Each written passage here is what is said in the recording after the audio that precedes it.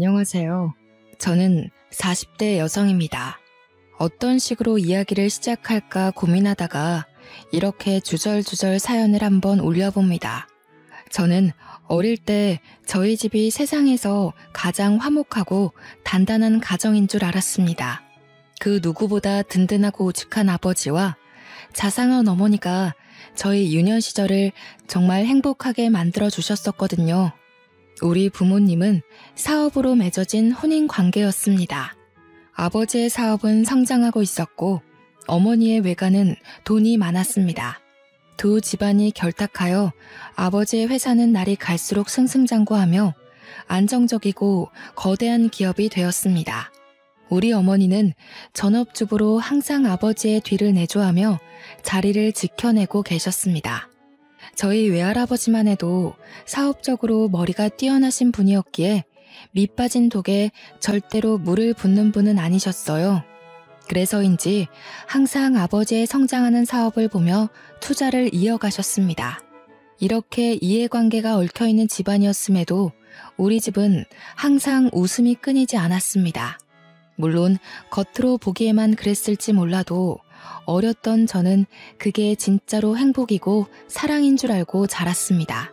그런데 외할아버지의 투자 실패로 인해 외가가 크게 흔들리게 되었습니다. 외가에서는 당연히 아버지에게 도움을 요청했고 아버지께서도 당연히 외가를 도와주실 줄 알았죠. 그때 저는 인간의 추악함을 알게 되었습니다.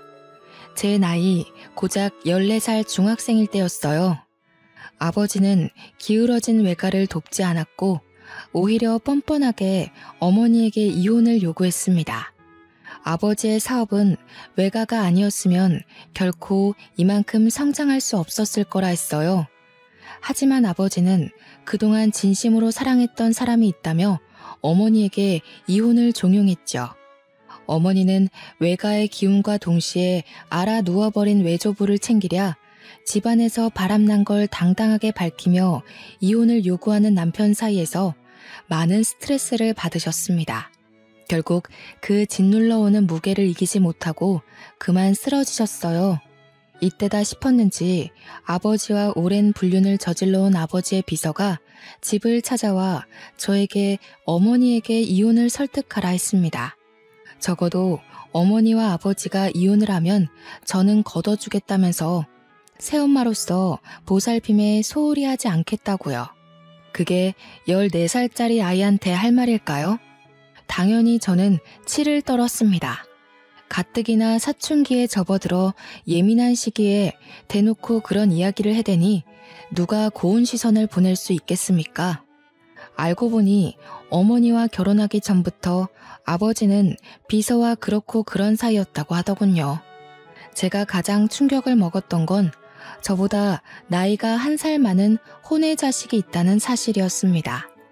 저는 정말 눈앞이 캄캄해지고 머리가 핑 도는 듯한 기분을 맛보았어요. 어머니께서 쓰러져 정신이 없는 와중에도 비서는 집을 찾아와 이혼해달라고 소리를 지르며 악을 썼습니다. 아버지와 비서 사이에는 자식이 둘이나 있었고 호적 정리도 하고 싶고 언제까지 아버지를 숨기며 살아야 하냐며 저를 닥달하기 시작했습니다. 그러길래 누가 불륜을 하라고 했나요? 마치 저에게 본인이 세상 제일 불쌍한 사람인 척하며 이혼을 설득해달라고 하는데 전 도무지 이해가 가지 않았습니다. 그때 한마디 콱 쏴댔어야 했는데 어렵고 배신감에 무기력했던 저는 그들을 무시하는 수밖에 없었습니다. 어머니는 정신이 없는 와중에도 절대 이혼만큼은 못 해준다고 했습니다. 그러자 비서가 찾아와 이혼만 해주면 외가댁에 도움을 주겠다는 선 넘는 발언을 하기도 했습니다. 도대체 자기가 뭐라고 아버지 회사의 자금을 꽉 쥐고 있다는 마냥 그런 이야기를 할까요? 아버지의 지갑이 마치 자신의 허락이 없으면 절대로 열리지 않는다는 듯 그런 소리를 할까요? 어머니는 매일 눈물바람으로 옷을 적셔가면서도 절대 이혼만큼은 못 해준다 했습니다. 어차피 귀책 배우자가 아버지여서 이혼 소송을 해도 소용이 없었죠. 소송 자체가 받아들여지지 않았거든요. 그런 와중에도 어머니는 상간녀 소송을 걸었습니다. 이혼은 하지 않아도 위자료는 끝까지 받아내겠다는 집념이 보이는 행동이었습니다. 당연히 승소했고 그 위자료는 외가로 넘어가게 되었죠. 저는 어머니가 참으로 대단하다 생각했습니다. 저라면 10수년을 배신한 남자를 죽이고 싶을 정도로 증오할 텐데 어머니는 이성적으로 행동하셨거든요. 외가는 이리저리 다른 가족들에게 도움 요청을 했고 급한 불을 끄자 어머니에게 절대적으로 집안일에 집중하라 했습니다. 그런데 그런 어머니를 두고 아버지는 비서랑 살림을 차려 나가버리셨습니다. 이제 더는 숨길 게 없다는 사람처럼 대놓고 말이죠. 저는 커다란 집에 어머니와 둘만 남았습니다. 언제고 부엌에 있는 식탁에서 온 가족이 화목하게 웃으며 식사를 하고 거실 TV로 스포츠 중계를 보면서 서로 응원하는 팀이 이기길 바라고 했던 그 추억이 짓밟혔어요. 물론 아버지는 저까지 내팽겨치진 않았습니다. 가끔 저를 불러다가 밥을 사주시기도 하고 선물을 사주시기도 하며 저와의 관계는 유지하려 애쓰셨습니다. 하지만 어머니에 대한 이야기는 꺼내지도 않으시고 신경도 쓰지 않았기에 저는 그런 아버지를 원망했고 늘 복수심을 불태웠습니다. 그렇게 혼인 관계만 유지한 별거 생활이 아주 오랜 시간 이어졌습니다. 제가 대학에 입학했을 때도 저에게 대학 등록금을 주시면서 슬쩍 운을 떼셨죠. 이제 너도 성인이니 슬슬 부모의 도움이 필요치 않은 나이 아니니? 결국 어머니에게 이혼을 설득해달라는 말이었습니다. 저는 전혀 이해하지 못한 척 다른 이야기를 했고 아버지는 매우 탐탁치 않아 하셨지만 저에게 더 이상 그런 요구를 하지 않으셨습니다. 다만 저에게 주신 등록금이 아까웠는지 주절주절 대학 생활을 잘해야 된다, 성적을 유지하라면서 잔소리를 하셨습니다. 그 잔소리를 듣는 내내 저는 다음엔 등록금을 받지 말아야겠다고 생각할 정도였어요. 그렇게 한참을 혼자 떠드시다 바쁜 일이 있다며 카페 밖으로 나가신 아버지의 뒷모습을 빤히 보고 있는데 혼외자식과 비서가 와서 아버지 양팔에 팔짱을 끼고 사라지더군요. 얼마나 어이가 없었는지 모릅니다. 솔직히 속으로는 초라한 마음까지 들더라고요.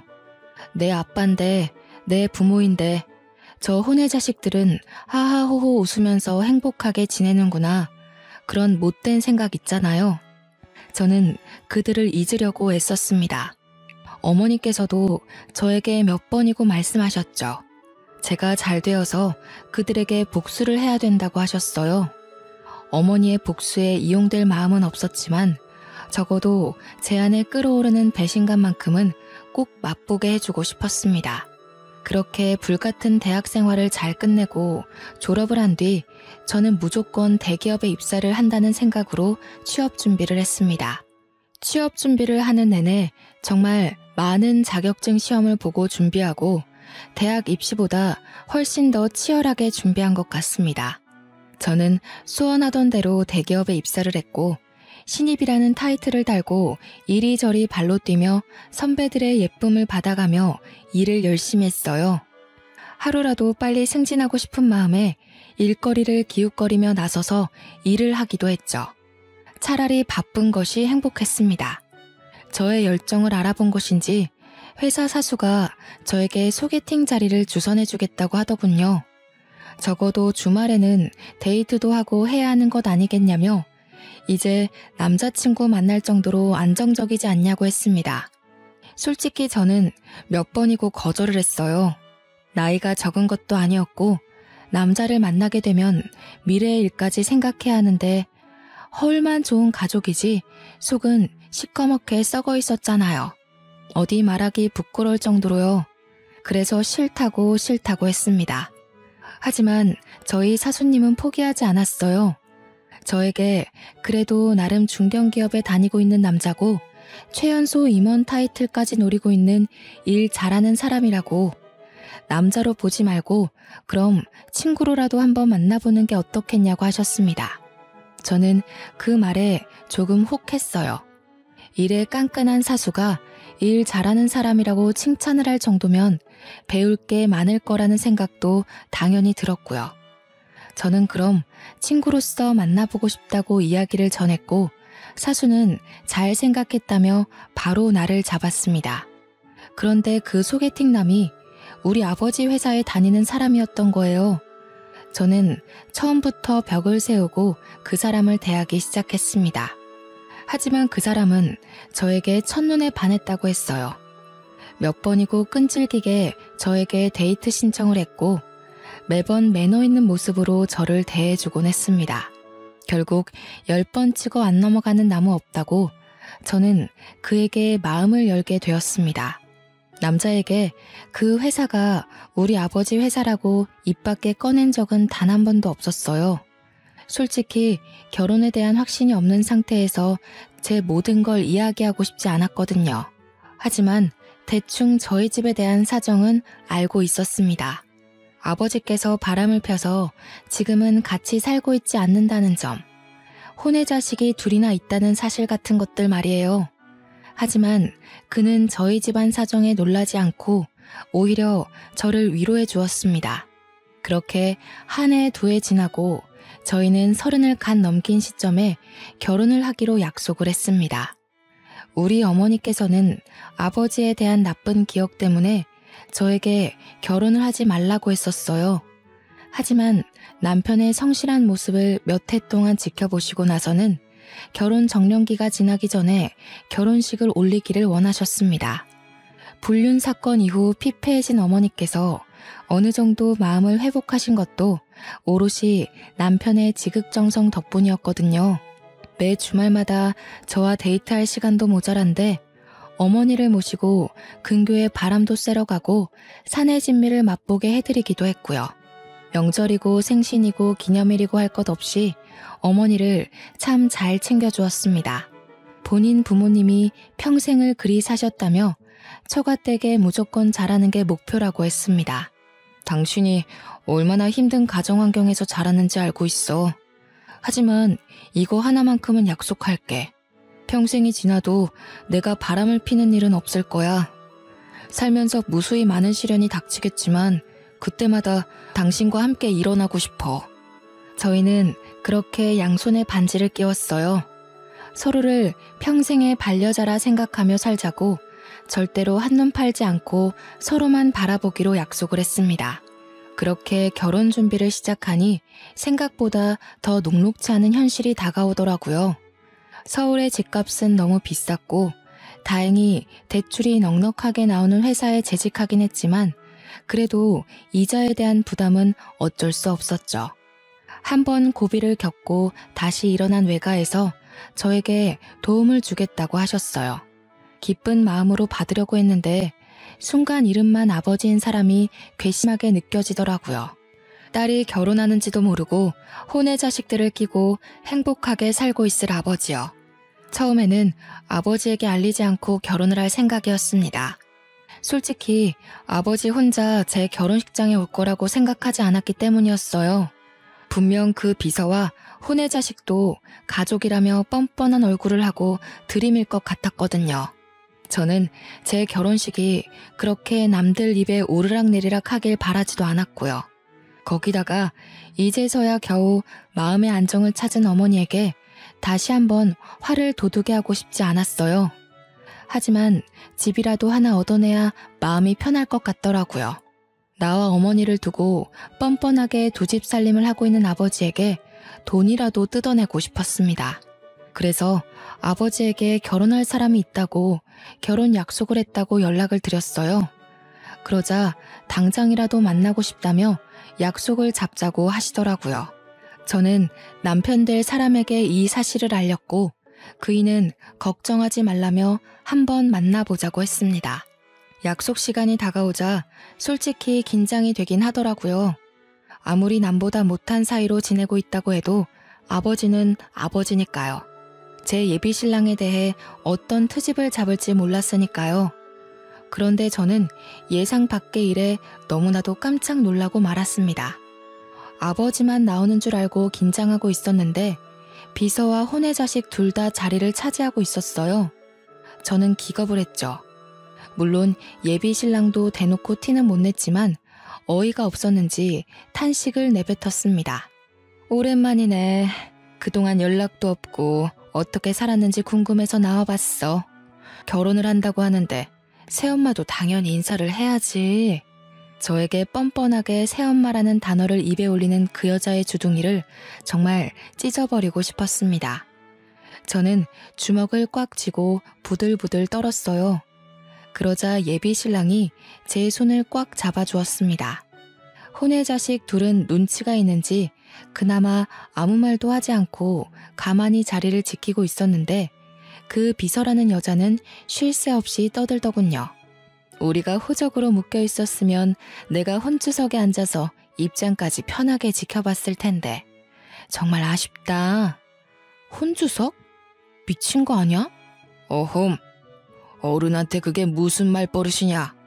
우리 엄마가 뻔히 눈치켜 뜨고 쳐다보고 있는데 어디 불륜의 씨앗들까지 데리고 나와서 이 소란을 일으켜요. 아빠야말로 정신 차리고 사세요, 제발. 불륜의 씨앗이라니. 그럼 당신네들이 불륜이지 뭡니까? 법적으로 저 자식들이 우리 아빠의 호적에 입적되어 있나요? 나랑 형제자매 사이가 맞습니까? 아무리 내가 등본을 떼어봐도 나한테 형제는 없는데 말이죠. 예, 네가 어떤 마음인지는 알겠지만 아무리 그래도 피를 나눈 사이에 너무한 거 아니니? 어쩜 날이 갈수록 점점 더 뻔뻔해지세요? 우리 엄마한테 이혼을 종용하던 그때가 아직도 기억에 선합니다. 그런데 뭐가 어쩌고 어째?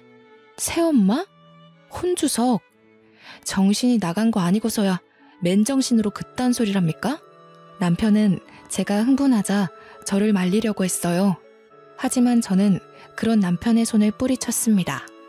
지금 아니면 이 모든 속내를 털어놓기 힘들 거란 생각이 들기도 했고 속 시원하게 털어내고 싶었거든요.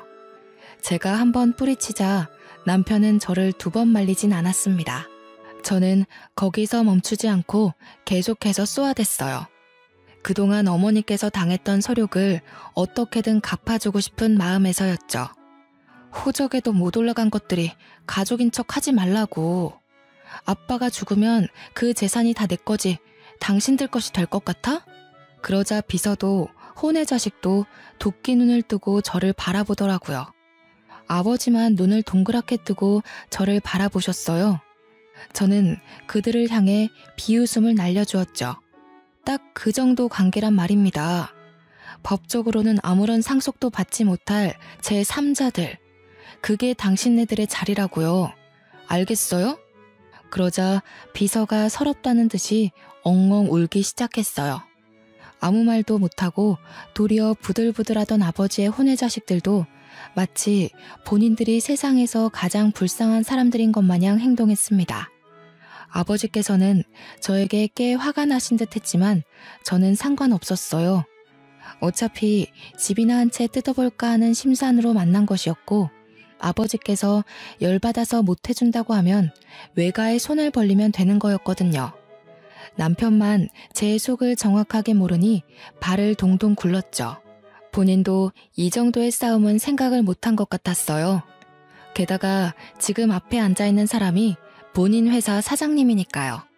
어쩜 말을 그런 식으로 할 수 있느냐. 네 애미가 그리 가르치든 어디 그 입에서 우리 엄마를 올려요. 내가 보고 배운 게 뭐겠어요. 불륜? 뻔뻔함? 뻔뻔한 거 배운 김에 말할게요. 나 결혼할 때 올 생각 하지도 말고요. 집이나 한 채 해주세요. 뭐가 어쩌고 어째? 그래도 나 좀 핏줄이니까 내 가족이 될 사람은 보여줘야 할 것 같아서 만나자고 한 건데 이렇게 줄줄이 딸린 식구들 데리고 와서 내 속을 뒤집을 거란 생각은 못했네요. 저딴 불륜의 증거들 보여줘서 뭐합니까? 내 얼굴에 침 뱉기지. 아버지는 저에게 아무런 말도 하지 못했습니다. 솔직히 제 말에 틀린 소리가 하나도 없잖아요. 만약 혼외 자식들이나 비서가 밖에서 기다리고 있었다면 이 정도로 화가 나진 않았을 거예요. 어떻게 내 남편이 될 사람을 소개시켜주는 자리에 뻔뻔해도 유분수지. 아파트나 한 채 해주세요. 그거 말고는 더 이상 아빠한테 바라는 거 없네요. 저는 그 말을 뒤로 식어가는 음식들은 보지도 않고 남편의 손을 잡고 식당을 나왔습니다. 남편은 꽤 충격을 받은 듯한 얼굴이었어요. 정말 속에서 우러나오는 화목한 가정에서 자랐던 남편은 콩가루 집안인 우리 가족에 대해 할 말을 잃은 듯 했습니다. 거기다가 아버지라고 나온 사람이 본인이 다니는 회사의 최고 경영자라니 얼마나 황당했겠습니까? 저는 남편에게 솔직하게 이야기를 했어요. 지금 본 당신 회사 사장이 우리 아버지가 맞다고. 나를 낳기 전부터 불륜사이던 비서가 있었다고. 내가 14살에 집을 나가 단 한 번도 집에 들어온 적이 없었던 인간이라고. 증오하고 또 증오하는 사람이라고 이야기를 하며 저도 모르게 눈물을 뚝뚝 흘렸습니다. 남편은 그런 저를 꽉 끌어안고 위로를 해주었어요. 그동안 퍼즐 맞추기식으로 조금씩 말했던 가정사가 모두 맞춰지는 기분이라고 했습니다. 그러면서 본인 회사 사장이 저런 파렴치한 인간인지 몰랐다고 너무나도 큰 실망이라고 했습니다. 회사에서만큼은 애사심이 강하고 회사를 위해 무엇이든 할 수 있는 사람인 것처럼 굴었는데 그것이 다 거짓부렁이었다면서요. 저는 남편에게 단 한 번도 이직하라는 소리를 해본 적 없었습니다. 하지만 남편은 저에게 이런 회사에서 미래를 꿈꿀 수 없다고 결혼을 해야 할 시기에 미안하지만 이직을 하고 싶다고 했어요. 저는 남편에게 하고 싶은 대로 하라고 했습니다. 그렇게 3일이 지나고 아버지에게서 뜻밖의 연락이 왔습니다. 만나자고 했지만 저는 만나기 싫다고 했고 아버지 회사 사람이 저희 집으로 심부름을 왔어요. 바로 아파트 계약서였습니다. 아버지는 저에게 미안하다며 아파트를 한 채 결혼 선물로 주겠다고 하더군요. 저는 솔직히 당황스럽긴 했지만 애초에 이것을 뜯어내려 그 더러운 만남을 했던 거니까 주는 건 받겠다고 했습니다. 그리고는 결혼식 당일까지도 연락을 하지 않았어요. 은근히 청첩장을 주길 기다린 눈치였지만 저는 절대로 날짜와 식장을 알려주지 않았습니다. 저는 아버지가 마련해주신 신혼집에 들어가는 날에도 절대로 연락을 하지 않았어요. 남편은 약속대로 이직 준비를 시작했습니다. 물론 많은 걸림돌들이 있었죠. 남편이 워낙 능력이 출중해서 회사 임원들이 바짓가랑이를 붙들어 매고 말렸기 때문입니다. 집으로도 몇 번이나 찾아왔었는지 하지만 이미 떠난 남편의 마음을 다시 붙잡기란 어려운 일이었죠. 그동안 따냈던 계약건들도 많았고 워낙 성실하게 일해서 주변 평판이 좋았던 남편은 더 좋은 조건으로 승진하여 다른 중견 기업으로 이직을 했습니다. 저희는 더욱 여유롭게 생활을 이어나갈 수 있었어요. 이직한 이후에도 몇 번이나 아버지 회사 임원들이 찾아와 앓는 소리를 했지만 저희는 싸그리 무시를 했습니다. 아무리 생각해도 임원 자리를 제시하지 않는 이상 남편이 다시 한번 이직을 할 이유가 없었거든요. 주위의 모든 것이 정리되는 느낌이 들자 저희는 하루라도 빨리 이세를 갖자는 결론에 도달했습니다. 양가의 축복 아래 정말 계획했던 대로 임신에 성공하고 늘 제가 바람 불면 사라질까 아껴주시는 시부모님 덕에 행복한 시간을 보내고 있었습니다. 애가 애를 낳는다면서 저희 어머니께서는 제 임신 사실에 기뻐하시면서도 걱정을 많이 하셨어요. 하지만 저는 보란듯이 순산을 했고 어여쁜 공주님을 낳았습니다. 다니던 회사는 육아휴직을 내었고 육아에만 전념하게 되었죠. 그렇게 육아를 도와주러 오신 어머니와 합가를 하게 되었습니다. 저희 집안은 아이의 웃음소리에 끊임없이 행복함을 느끼며 살게 되었어요. 비로소 정말 하나의 가정이 완성된 듯한 느낌을 받았습니다. 알게 모르게 저도 아버지의 부재로 인해 많이 상처를 받았더라고요. 이렇게 아이까지 낳으니 더더욱 아버지의 행동이 이해가 되지 않았습니다. 그렇게 몇 년이 더 지나고 사건이 생겼습니다. 아버지의 회사에서 남편이 일하고 있던 파트에 문제가 생겼는데 남편이 도맡아 하던 직책이라 아버지의 회사에서 남편을 애타게 찾는다는 것이었어요. 집이며 회사며 몇 번이고 찾아와 좋은 자리를 줄 테니 이직을 생각해달라고 했다고 하더라고요. 아니, 회사 운영을 어떻게 했길래 사람 하나 비웠다고 그렇게 죽는 소리를 할 수 있는 건지 이해가 되지 않았습니다. 남편은 좋은 자리라는 말에 꽂힌 듯 싶었어요. 임원 자리를 내어주겠다는 소리로 들렸거든요. 결국 회사 임원들로는 설득이 안 되겠다 여겼는지 아버지께서 어느 날 집으로 찾아오셨습니다. 집에서 육아를 도와주고 계시던 어머니와 눈이 마주치자 무척이나 당황하신 듯 싶었지만 저희는 지은 죄가 없으니 당당했죠. 아버지께서는 결국 남편에게 아쉬운 소리를 잔뜩 늘어놓으셨습니다. 저는 이때가 기회라고 생각했어요. 그럼 임원 자리라도 주시고 스카우트 하셔야 하는 거 아닌가요? 다시 이직만 해준다면 내가 이사 자리를 내어주겠네. 우리 회사에 꼭 필요한 사람인 걸 내가 몰라서 이러겠나. 그래 여보, 어차피 아빠 회사에 직계 혈통은 나 하나 아니겠어? 하면서 아버지를 빤히 바라보니 헛기침을 한번 하시고는 땀을 닦으시더군요. 저는 그런 생각을 했어요. 혼의 자식들이야 아버지 호적에도 올라가지 못한 인간들인데 이 회사를 가질 사람은 저밖에 없다고요. 어릴 때 아버지께서 야금야금 증여해 주신 주식도 꽤 가지고 있으니 이 회사 차기 주인은 제가 되어야 한다고 생각했습니다. 아버지께서 남편에게 이사 자리를 주면 오히려 저에게 든든한 뒷배가 될 수 있을 거라 생각했고요. 저는 절대로 혼의 자식들이 아버지 회사를 탐내거나 혹은 콩고물 떨어지길 기대하지도 못하게 만들고 싶었거든요. 아버지께서는 제가 말하는 건 모두 들어주실 것처럼 행동했습니다. 남편은 고민을 좀 해보겠다고 했으나 이미 마음이 기운 듯했어요. 아무리 좋은 조건의 회사를 다니고 있다고 해도 중견기업 이사 자리가 쉬운 게 아니잖아요. 아버지가 긍정적으로 생각해 주길 바란다며 아쉬운 소리를 하시고 나가시자 어머니와 저는 남편을 설득했습니다. 우리 딸 말도 틀린 게 없네 이서방. 어차피 저 인간의 호적의 하나뿐인 자식이고 혹여라도 저 인간이 잘못되기라도 하면 그 불륜의 증거들과 싸워야 할 수도 있네. 물론 법적으로는 우리 쪽 지분이 많긴 하지만 그래도 자네가 임원 자리를 차지한다면 훨씬 수월하겠지. 내 생각도 마찬가지야. 우리가 저 회사를 꿀꺽할 수 있는 좋은 기회라고 생각해.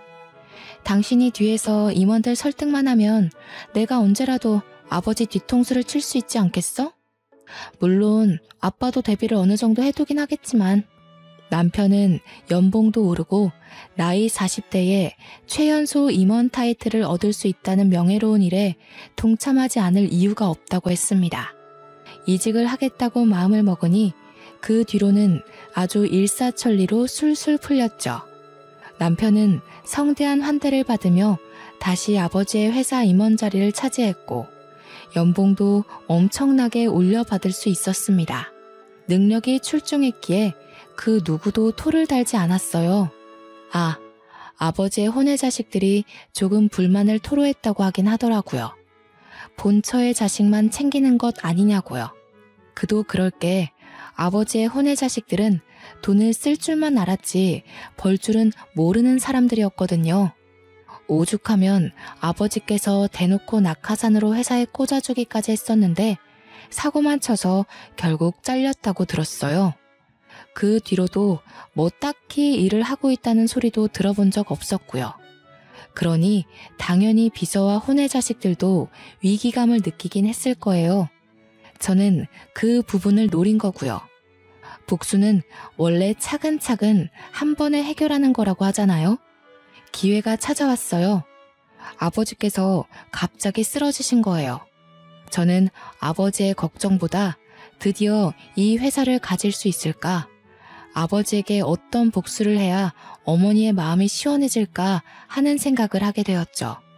그런데 생각보다 일은 더 심각했어요. 아버지의 병명은 췌장암이었고 손 쓸 수 없이 악화되었을 때 발견이 된 거예요. 병원에서도 연명치료 말고는 더 이상 해줄 게 없다면서 3개월 시한부를 선고했다고 했어요. 그러자 아버지는 본색을 드러내기 시작했습니다. 내 이야기는 이미 사위를 통해 들었겠지만 나에게 남은 시간이 별로 없다. 의사놈이 3개월 살 수 있을 거라 하더군. 그래서 내가 슬슬 정리를 시작하려고 한다. 회사는 어떻게 하실 건데요? 저는 솔직히 저를 직접 찾아온 아버지에게 조금의 기대를 했어요. 아무리 그래도 호적상 존재하는 유일한 자식이고 저를 25년이 넘는 세월을 어머니와 함께 방치해뒀으면 마지막 유종의 미는 제대로 거둬야 한다고 생각했죠. 하지만 제 예상과 달리 아버지는 뻔뻔함의 극치를 넘어선 파렴치한이었습니다. 내가 가진 주식 중의 일부를 너에게 증여하기로 했다. 하지만 회사는 안 돼. 그건 우리 첫째 아들의 몫이다. 우리 첫째요? 그렇게 날선 반응하지 말어. 네 오빠 아니냐. 저는 오빠라는 말에 소리를 꽥 질렀습니다. 감히 누구 앞에서 그 불손한 존재를 오빠라 들먹인단 말입니까? 누가 오빠예요, 누가. 저는 그런 더러운 종자를 오빠로 둔 적 없습니다. 네 애비가 죽어가는데 아직도 인정을 못한다는 게야? 그 아이들이 무슨 죄가 있어서 평생을 아버지를 아버지라 부르지도 못하고 살아야 하니? 아버지라고 잘만 부르던데 무슨 소리세요? 그래서 회사를 그 혼의 자식에게 주겠다고요? 최장암이라더니 머리가 어떻게 된 건 아니세요? 아버지는 제 말에 뒷목을 잡으시며 뒤로 넘어가는 신용을 하셨습니다. 일어서는 저에게 끝까지 회사를 탐내지 말라면서 주식이나 줄 테니 먹고 떨어지라는 식으로 말씀을 하시더군요. 저는 정말 이해할 수가 없었습니다.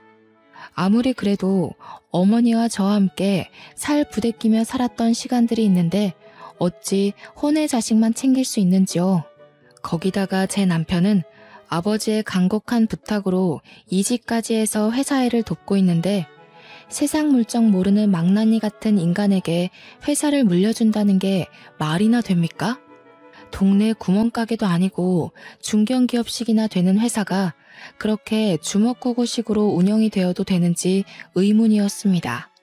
아버지에게 혼의 자식에게 회사를 물려주겠다고 선언한 이후 저와 어머니의 휴대폰으로 비서와 혼의 자식들의 경거망동한 문자가 도착하기 시작했습니다. 그렇게 불륜불륜 노래를 부르더니 꼴 좋다는 식의 문자 메시지들이었습니다. 결국 회사를 물려받을 건 본인들이고 저희는 닭 쫓던 개 지붕 쳐다보는 꼴 됐다면서요. 어찌나 신이 나 보였는지 저한테 비아냥거리는 연락을 해대는데 기가 차더라고요. 그렇게 혼의 자식이라고 무시하고 하등생물 취급하더니 아주 꼴 좋다. 그러길래 진즉 아버지한테 잘했어야지. 우리가 회사 물려받아서 속에서 천불나겠네. 어쩌냐? 지금이라도 곱게 우리가 가족이라는 걸 인정한다면 콩고물 정도는 챙겨줄 수 있는데. 하지만 제가 바보도 아니고 그걸 그냥 손 놓고 지켜만 보고 있었을까요? 저는 아버지가 돌아가시면 준비했던 모든 것을 터뜨리기 위해 숨어 있었을 뿐이었습니다. 아버지께서 어릴 적부터 제 생일이나 크리스마스, 어린이날 같은 기념일마다 야금야금 증여해 주신 주식이 있었다고 했잖아요. 제가 가진 주식에 어머니께서 결혼할 때 받으셨던 주식, 그리고 남편이 임원일 하면서 상여금으로 받은 주식과 틈틈이 모든 지분들까지 모두 모아보니 꽤 되더라고요. 하지만 그만큼으로는 솔직히 최고 경영자 자리를 차지하기엔 어림도 없었죠. 그럴 때 구세주처럼 저희 외가가 등장했어요. 아버지께서 외가가 휘청거릴 때 한 푼도 도와주지 않고 오히려 바람난 사실을 당당하게 알리면서 어머니에게 상처 주었던 걸 계속 칼 갈고 계셨더라고요. 외가에서는 저에게 가진 주식 모두를 증여해 주셨습니다.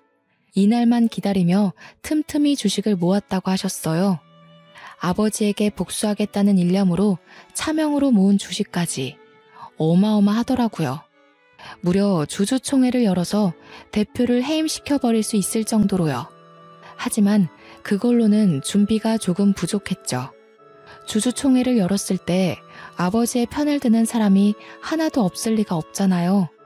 무려 평생을 일군 회사인데 당연히 임원들은 아버지의 편이었겠죠. 그래서 남편이 발에 땀나도록 뛰며 임원들을 본인의 편으로 돌리기 시작했습니다. 꽤 오랜 시간 아버지와 함께 일했던 사람들은 아버지의 불륜을 모두 알고 있었지만 새롭게 우리 남편이 저의 짝지라는 것도 알게 되었어요. 그러자 내부에서도 반반씩 갈리기 시작했습니다. 불륜의 씨앗을 후계자로 인정을 해줘야 한다. 아니다. 그래도 하나뿐인 딸이 얼마나 고생하며 컸는데 호적상 친자에게 주는 것이 맞다. 반반씩 의견이 갈리자 저희는 승산이 있다고 생각했습니다. 그러는 와중에도 혼의 자식과 비서는 계속해서 자기네들이 회사의 주인이 된 것 마냥 굴었고요. 회사에 자리도 없음에도 자꾸 찾아와서 갑질을 한다는 소문까지 들었습니다. 지금이 바로 판을 뒤집을 때라고 생각했어요. 그렇게 2개월이 조금 지난 시점 아버지께서 돌아가셨습니다. 솔직히 하나도 슬프지 않았어요. 예전의 추억을 떠올리며 그를 회상하기에는 아주 작고 초라한 어린 시절의 기억뿐이었으니까요. 장례식장에는 당연히 혼의 자식과 비서가 자리를 차지하고 있었는데 저는 그들을 끌어냈습니다. 법적으로 상주가 될 수 있는 사람은 저의 남편이었으니까요. 그들은 끝까지 애도도 못하게 하는 거냐면서 울부짖었지만 이미 냉정해진 저는 그 사람들에게 일말의 관심도 주지 않았습니다. 당연히 아버지 장례식장에 이름이 올라간 사람은 어머니와 저, 그리고 남편이었죠. 그들에게 끝까지 보여주고 싶었습니다. 너희는 가족이라고 이름도 올릴 수 없는 제3자일 뿐이라고요. 그리고 변호사와 함께 유산을 차곡차곡 정리했습니다. 아버지께서 주식은 저에게 주되 회사는 혼의 자식에게 주겠다고 했잖아요. 그게 바로 저에게 힘을 실어주는 일이 되었죠. 장례가 끝나자마자 저는 주주총회를 열었습니다. 이미 혼의 자식이 내정자가 된 듯한 판도를 모두 엎어버렸습니다. 제가 가진 주식들의 남편의 물밑 작업, 그리고 외가의 도움까지 모두 한 방에 터뜨려버렸죠.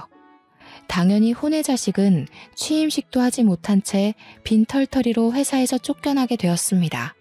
주주총회에서 해임이 결정되고 불복하지 못하고 끌려나가는 와중에도 저에게 욕설을 뱉어내는 게 그 꼴이 퍽이나 우습더군요. 저는 다음 최고 경영자는 전문 경영인을 두겠다고 했습니다.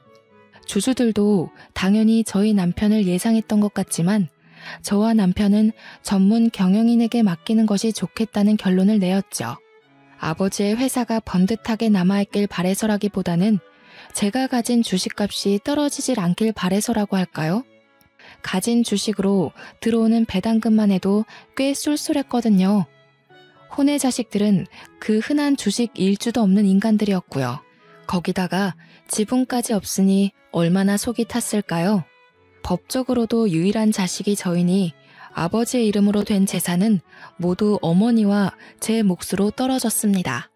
그제서야 혼의 자식들과 비서는 잘못했다면서 한 번만 용서해달라고 하더라고요. 사모님, 제가 잘못했습니다. 제가 돈에 눈이 멀어서 욕심을 냈어요. 그냥 죽은 듯 조용히 살 테니 저희 가족 먹고 살 만큼만 떼어주세요. 제발 간곡히 부탁드립니다. 우리 애들 아버지를 아버지라 부르지도 못하고 컸어요. 제발 자비를 베풀어 주세요. 네? 아버지를 아버지라 잘만 부르던데 어디 이제 와서 뻔뻔하게 얼굴을 들이밀어? 그 인간이 살아생전에 저치들에게 건물 하나씩 증여해준 걸 몰라서 이러는 줄 알아? 욕심내지 않겠다더니 아주 욕심이 그득하구만. 죄다 불법 증여된 걸로 알고 있는데 세무조사 한번 받으시죠. 남편도 지지 않고 쏘아대 주었습니다. 그들은 그제서야 모든 걸 포기하고 도망가 버렸어요. 보험금이라도 나눠달라고 연락이 왔지만 세무조사를 들먹이니 번호도 바꿔버리더라고요. 어찌나 고소했는지 모릅니다. 복수는 복수를 낳는다고 솔직히 앞으로의 일이 걱정되지 않는다고 하면 거짓말이겠죠. 모든 걸 잃은 사람들이 비열한 짓을 2번은 못할까 싶기도 하고요. 하지만 저희 가족은 모두 이겨낼 자신이 있습니다. 추운 겨울이 지나면 따뜻한 봄이 다가오잖아요. 아버지의 죽음은 예상하지 못했던 급작스러운 일이긴 했지만 살아계셨어도 언젠가 저는 똑같이 주주총회를 열고 회사를 분산시켰을 거예요. 그 뜻은 절대로 변하지 않을 제 숙명과도 같은 것이었으니까요. 하루하루 커가는 딸을 보면서 이 예쁜 아이를, 눈에 넣어도 아프지 않을 아이를 두고 어떻게 다른 가정을 차렸는지 이해를 더욱 할 수 없게 되었습니다. 남편과 저는 평생 동안 이 일을 잊지 않고 살기로 했어요. 인과응보를 늘 마음속에 담아주고 평생을 함께 할 겁니다. 우리 어머니는 복수가 속 시원했는지 정말 편해진 얼굴로 저희 아이를 봐주시고 계세요. 덕분에 저와 남편은 각자의 자리에서 열심히 일을 하고 있습니다. 아버지의 회사는 전문 경영인 체제로 바뀌면서 더욱 성장세를 보이고 있고 제 통장도 두둑해지고 있는 중이죠. 앞으로는 마음의 모든 짐을 털어내고 행복만 생각하고 살겠습니다. 날이 점점 추워지네요. 겨울이 지나고 모두에게 봄이 찾아오길 바라겠습니다. 감사합니다.